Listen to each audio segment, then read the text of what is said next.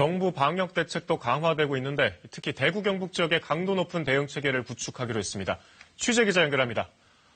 천여정 기자, 우선 의료 인력을 대구 경북 지역에 집중하기로 했죠? 네, 그렇습니다.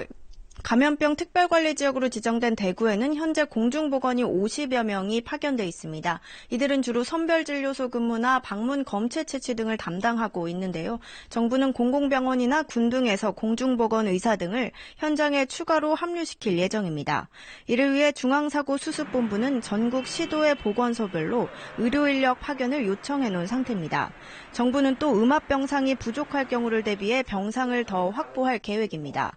환자 상태에 따라 일반 격리병실을 사용하거나 병동 전체를 비워 병실을 더 확보하는 등의 방안을 검토하고 있습니다. 네, 그런데 이 고령자나 만성 질환자들은 의료기관을 가는 것도 좀 어려울 수가 있는데 이제 가족이 대신 갈 수 있게 됐다고요? 네, 그렇습니다. 환자가 아닌 가족이 대신 병원을 방문해 처방전을 받는 게 모레부터는 가능해집니다. 만성질환자나 노약자, 자가격리자 등 감염병에 취약한 사람들을 대상으로 정부가 특례를 허용한 겁니다. 다만 특례인 만큼 한시적으로만 허용되는데요. 허용되는 조건도 까다롭습니다.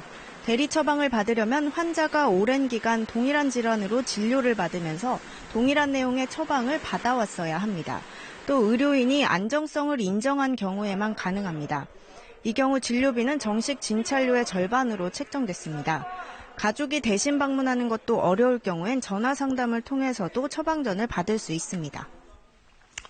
자, 그리고 내일이 일요일이잖아요. 교회나 성당 같은 이 종교시설 이용하시는 분들 많을 텐데 전문가들이 이런 사회 활동을 좀 자제해달라고 권고했죠? 네, 그렇습니다. 오늘 대한감염학회 등이 권고문을 발표했습니다. 이들은 내일부터 전국적으로 종교시설 같은 다중이용시설에서의 사회활동을 자제해달라 이렇게 강력히 권고했습니다.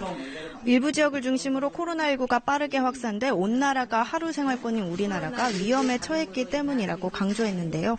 다만 코로나19가 주로 가벼운 질병을 많이 일으킨다는 점은 다행스럽지만 지역사회 확산은 우려가 있다고 설명했습니다. 지금까지 중앙사고수습본부가 마련된 정부 세종청사에서 KBS 뉴스 천효정입니다.